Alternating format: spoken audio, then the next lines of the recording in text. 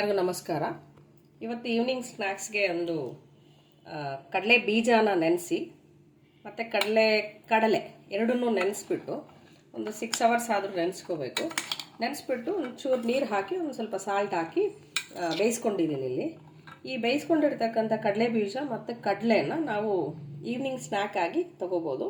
ಮತ್ತು ಇದು ಆರೋಗ್ಯಕ್ಕೂ ಕೂಡ ತುಂಬ ಒಳ್ಳೆಯದು.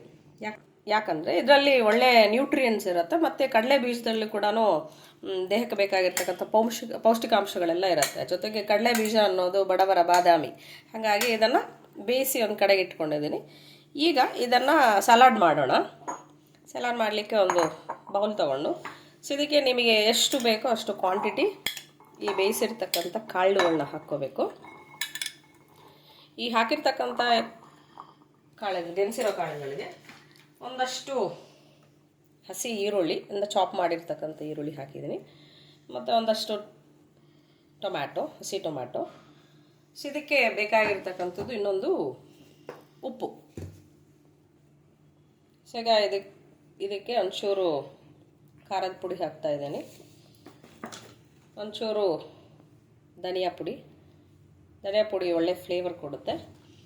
ಮತ್ತು ನಾವು ಆಲ್ರೆಡಿ ಬೇಯಿಸ್ಲಿಕ್ಕೆ ಒಂದಷ್ಟು ಉಪ್ಪು ಹಾಕಿರ್ತೀವಿ, ಒಂದು ಚೂರು ಉಪ್ಪು ಹಾಕಿದ್ದೀನಿ.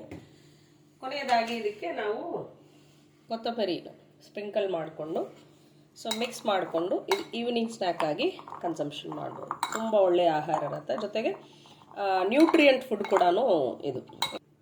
ಇದರಲ್ಲಿ ಕೆಲವೊಂದು ನಾವು ಬೇಯಿಸಿದ್ದೀವಿ, ಇನ್ನು ಕೆಲವೊಂದು ಹಸಿದನ್ನು ಹಾಕ್ಕೊಂಡಿದ್ದೀವಿ. ಫೈನಲಿ ಇದಕ್ಕೆ ಒಂಚೂರು ಚಾಟ್ ಮಸಾಲ ಸ್ಪ್ರಿಂಕಲ್ ಮಾಡ್ತಾಯಿದ್ದೀನಿ.